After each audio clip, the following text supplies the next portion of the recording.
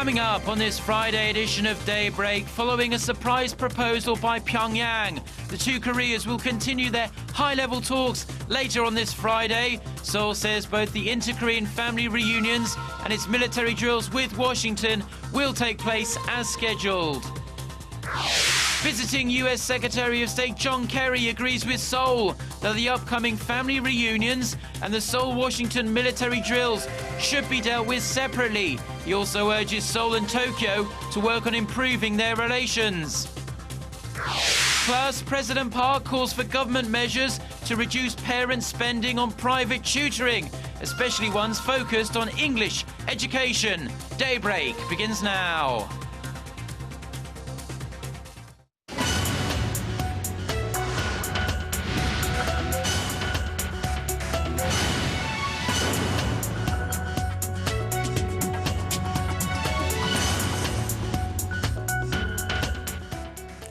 Thanks for joining us. You're watching Daybreak on Friday, February 14th. I'm Choi Yusan in Seoul.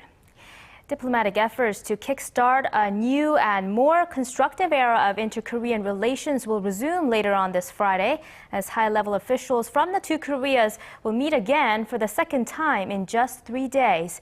But as our Park Ji-won reports, South Korea is adamant its joint military drills with Washington should not be linked to the upcoming reunions of families separated since the Korean War. South and North Korea will hold another round of high-level talks on Friday at Panmunjom, the border town between two Koreas. At around noon, North Korea suggested that the two Koreas resume high-level inter-Korean talks at Panmunjom at 3 p.m. Thursday afternoon, but we countered with an offer of 10 a.m. on Friday, which the North accepted. The meeting will be a follow-up to high-level talks that began on Wednesday and ended 14 hours later with no concrete agreement in place. The two sides did agree in principle to proceed as planned with reunions for families separated by the Korean War from the 20th to the 25th. But the North also urged South Korea to postpone its joint military exercises with the United States that are slated to start February 24th. South Korea's defense ministry rejected that call on Thursday and reiterated that the annual drills are strictly defensive in nature. The ministry does not consider it appropriate to link defensive military drills for national security with family reunions that serve humanitarian purposes.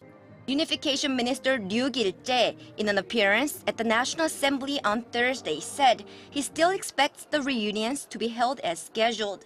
As for Friday's talks, the Unification Ministry believes Pyongyang asked for another meeting because Wednesday's had finished without a resolution. Park Ji-won, Arirang News.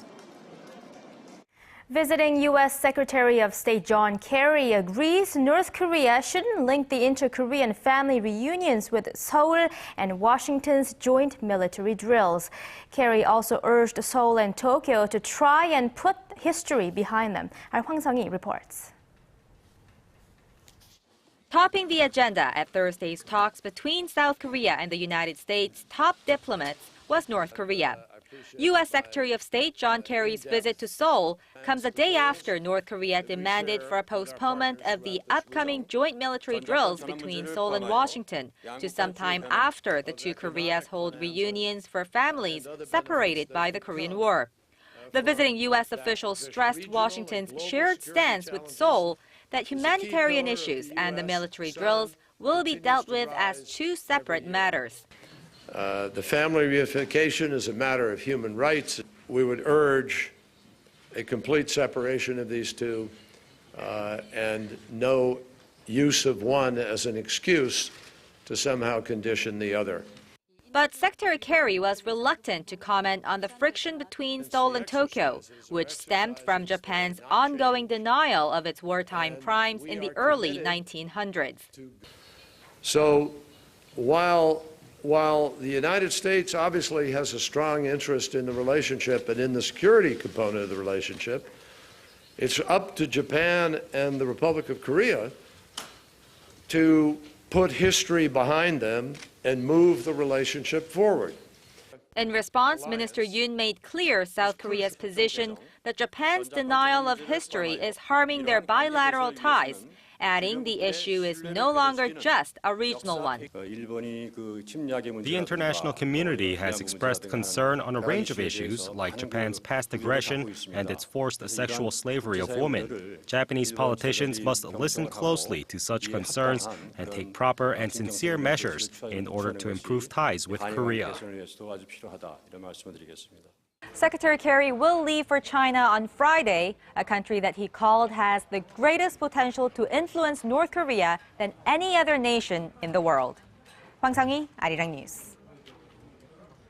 North Korea appears to have accelerated excavation at its nuclear bomb testing site in the northeast of the country, but a test isn't believed to be imminent. Referring to its new satellite images, the U.S. Korea Institute at Johns Hopkins University says North Korea likely started work last May on a new tunnel at its Punggye-ri site, where it has conducted its 3 previous nuclear tests, the most recent in February of last year. The institute estimates the pile of earth excavated from the tunnel has doubled over the last few weeks. The institute adds it's unlikely Pyongyang intends to use this tunnel for its next nuclear test, since 2 other tunnels at the site appear to be complete. And back here in the south, the push to better promote the Korean name for the body of water that separates Korea and Japan is spreading around the world. Following up on the success seen in the U.S. state of Virginia, New York is considering similar legislation. And one of the people behind this grassroots movement in Washington sat down with our Kim Han-ul to explain how it all began.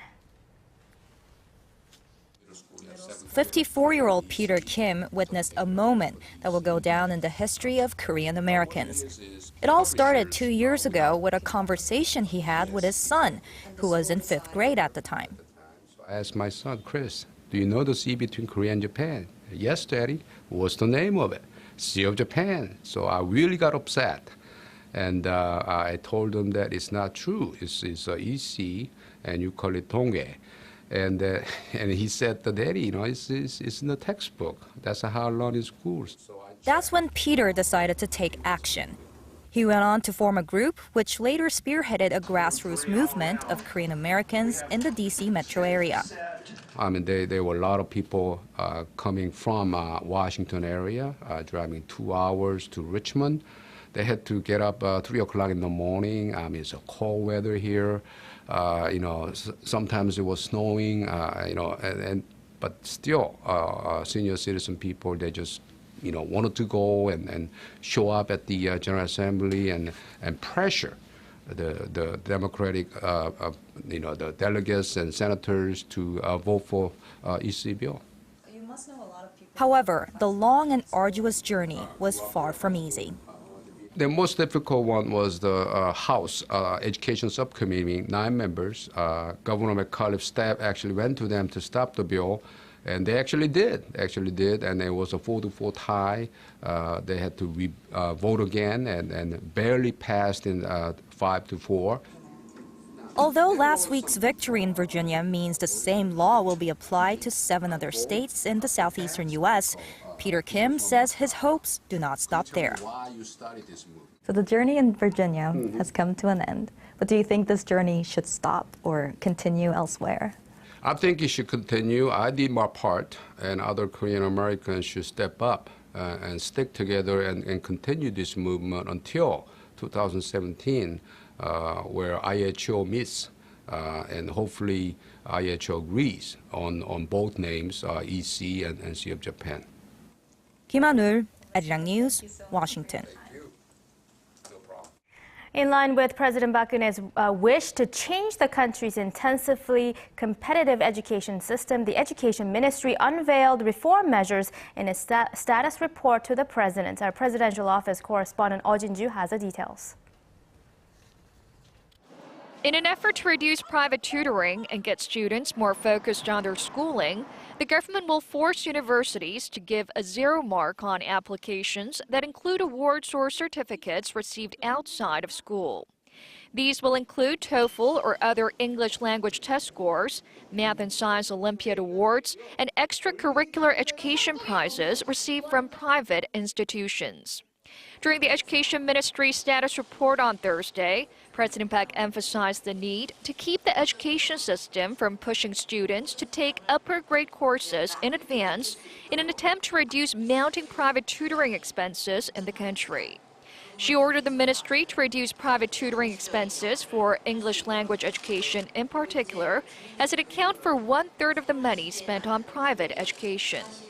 학생들에게 과잉 영어 교육을 요구하는 교육 현실에 대한 근본적 개선 방안을 마련해야 한다고 봅니다.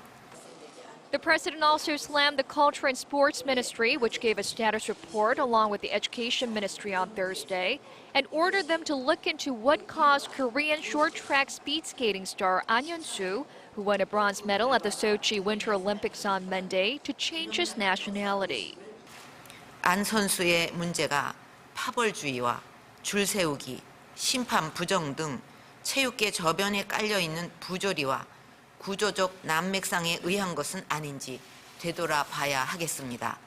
An won 3 Olympic gold medals for Korea in 2006, but became a naturalized Russian citizen in 2011 after failing to qualify for the national team ahead of the 2010 Vancouver Winter Olympics.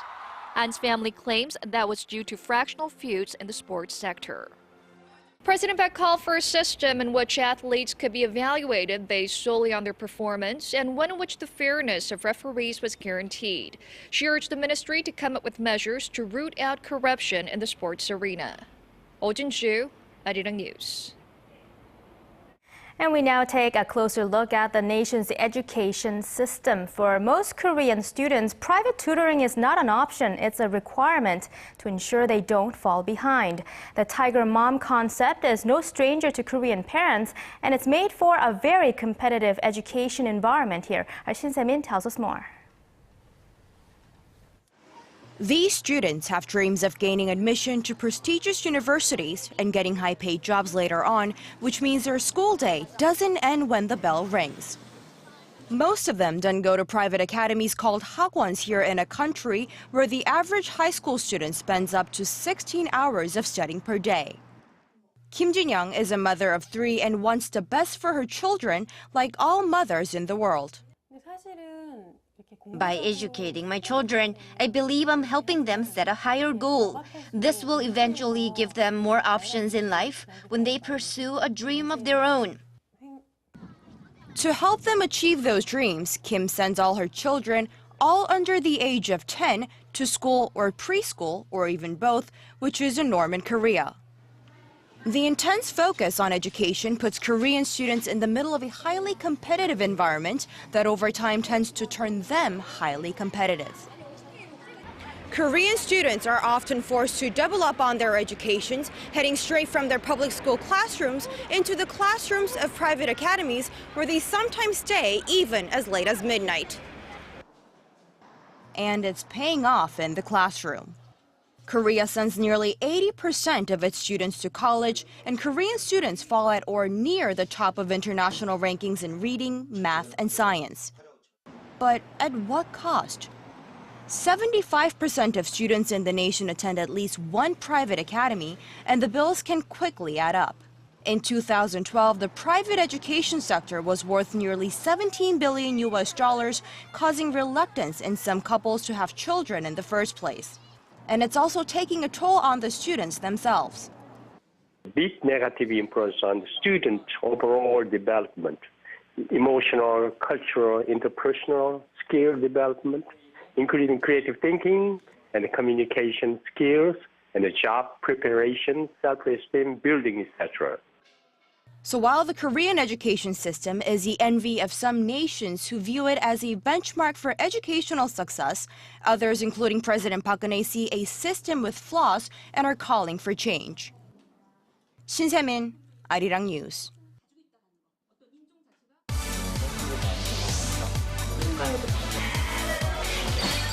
If you want the latest news from Korea and around the world. Return to the negotiations. President Park Geun-hye planned, given the current circumstances. On your way to work or at home. Defense Ministry. The legislature will convene a... Tune into Daybreak on Arirang TV. Prime Minister Shinzo Abe said Tuesday that the Korea's financial regulator has vowed to upgrade the data protection system as the country continues to reel from the largest ever personal information breach in history. During a meeting at the National Assembly Thursday, Financial Services Commission Chair Shin Jae-yoon reiterated the importance of protecting client data and vowed to improve the nation's data security structure in order to regain the public trust. He also offered an apology for the leak. He confirmed the previously proposed 3-month suspension of business at the 3 card firms involved in the security breach will begin as early as Friday. Local banks have been put on high alert as their net profit last year was slashed in half. The Financial Supervisory Service said Thursday that the net profit of 18 domestic banks came in at 4 trillion won, or roughly $3.7 billion in 2013, which represents a more than 50% drop from the year before. The drop was particularly pronounced in the fourth quarter of last year when a loss of $94 million was recorded. An official at the financial watchdog attributed the numbers to low interest rates and bad loans. Adding to the worries, the interest margin rate fell significantly to nearly 1.87%, the lowest in 10 years. In an indication Korea's housing market may be on the track to recovery, housing transactions boomed last month. The Ministry of Land, Infrastructure and Transport said Thursday that the number of transactions came to around 58,000 in January, a 117% increase from the previous month. By region, the number of housing transactions in the Seoul metropolitan area soared the most by more than 200%. The ministry attributed the surge to recent government policies, including a reduction in acquisition taxes and the double taxation on owners of multiple houses. Korea has taken one step closer to inking a trade deal with its 7th largest trading partner, Australia. Korea's trade ministry says that the chief negotiators of the two countries initialed the free trade agreement on Monday and agreed to formally sign it in the first half of this year. The trade pact is expected to boost exports of Korean products like cars and televisions, but there are concerns it could pose a threat to local farmers. Two-way trade between Korea and Australia totaled over $30 billion in 2013. The United States has slammed the release of 65 men from Afghanistan's Bagram Detention Center, saying the former prisoners pose a threat to security forces and civilians. U.S. forces said the move violates the terms of an agreement for the U.S. to hand over full control of the detention center to Afghanistan. An Afghan official said they had taken the decision according to their own law and that they did not have enough evidence to keep holding the detainees. The U.S. Embassy in Kabul said some of those released were responsible for the deaths of Afghan civilians and Afghan and coalition troops. All of the men released had been behind bars since the agreement was reached in September of 2012.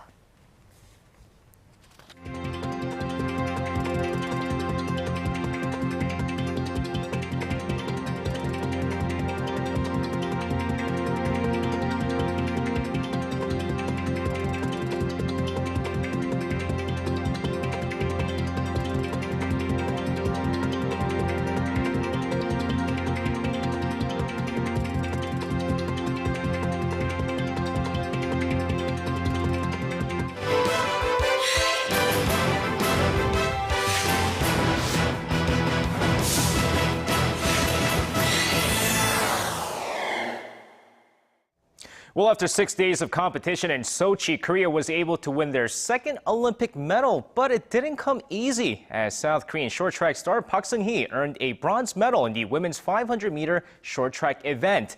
And despite having the lead in the beginning of the final, 2 skaters behind her falls and takes her down as well as she struggles to recover from the fall. But after the judges ruled that Lise Christie of Great Britain tripped her, Pak was given an advance and earned a bronze medal. While it's far from a gold medal, Hwang Sung-hee claims Korea's first medal in the 500-meter short track event in 16 years. However, she has pulled out of the 1,500-meter event after sustaining an injury in her bronze medal finish. And moving over to figure skating, where the defending champion Kim Yeon-ah, after arriving in Sochi, had her open practice session along with the other Korean figure skaters Kim Hae-jin and Park So-yeon. While her rivals in the sport, Ma Wasada and Yulia Lipnitskaya, are practicing in nearby countries to keep their practices as closed as possible, the figure queen Kim Yeon-ah held her open practice session at the Olympic Park. And after holding her practice session, Kim Yeon-ah stated that she did not like the ice and will have to get used to the ice conditions. Meanwhile, the Vancouver gold medalist will be looking to defend her title next week. And shifting over to the women's 1,000-meter speed skating event, where after claiming her second straight Olympic gold in the 500-meter event, Lee Sang-hwa enjoyed the 1,000-meter event and finished her Olympic competitions. With no pressure on her to win another medal in this event, Lee Sang-hwa stated that she enjoyed competing in the 1,000-meter event as she finished with a final time of 1 minute 15.94 seconds, good for 12th overall. Now, the 12th place finish is still a huge improvement from her Vancouver record when she finished in 23rd overall. And now over to curling, where the Korean women's curling team continues to wow everyone as they keep their semifinal hopes alive after beating Russia. In a must-win situation after losing to Switzerland and Sweden, the Korean women's curling team kept their composure throughout their match against Russia as they easily beat the 8th-ranked Russian side. And with their record now at 2-2, they will need to win their next 4 matches in order to keep their hopes alive as they're set to face off against the 5th-ranked China later today. And now finishing things off, let's take a look at the medal count after 6 days of competition in Sochi. Of course, taking a look here, what do you know? Germany with the most gold medals so far with 7, including 2 silvers and a bronze. Canada, Norway, the Netherlands, and the U.S. all with 4 gold medals each to complete the top 5, with Korea down in 13th place with 1 gold and 1 bronze so far. And that's going to wrap it up for me. This has been SJ. Have a great weekend, everyone, and see you guys again for your sports needs.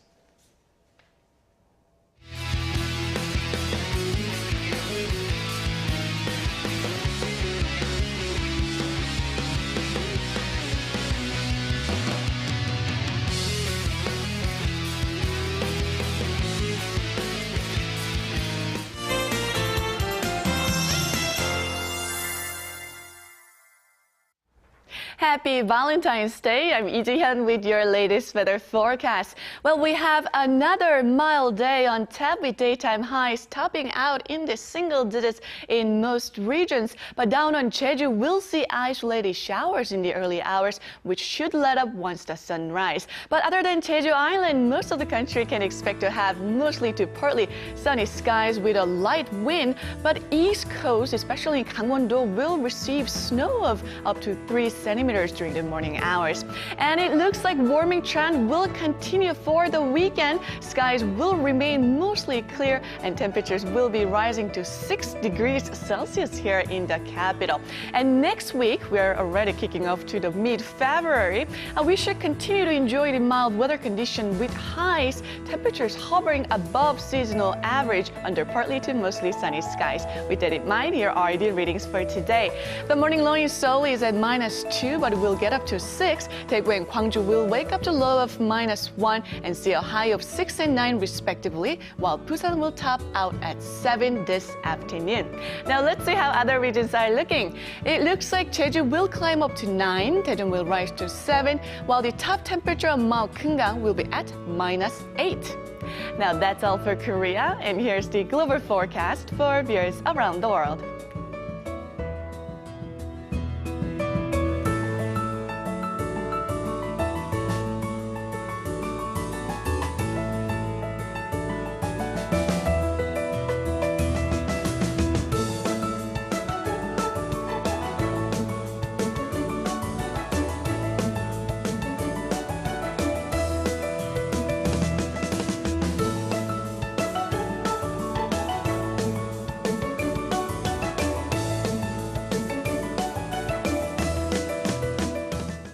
Enjoy your morning commute and hope you have a lovely Valentine's Day.